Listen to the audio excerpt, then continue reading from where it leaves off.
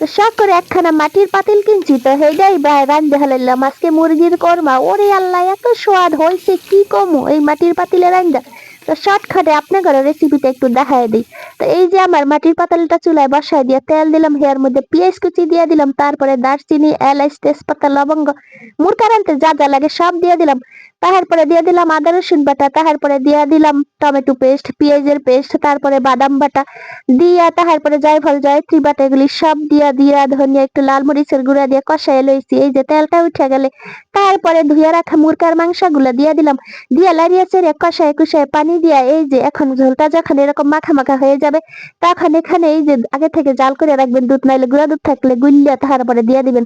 তো এই যে এখন দুধটা দিয়ে দিলাম, দুধ আর চিনি দিয়ে দিলেই কোরমা হয়ে যাইব। তারপরে কয়েকটা কাঁচামরিচ, তারপরে উপরে ঘি দিয়া, তারপরে কয়েক মিনিট একটু জাল করলেই, ঝোলটা মাখা মাখা করলেই কোরমা হয়ে যাবে। বইনারা কি যে স্বাদ হইছে।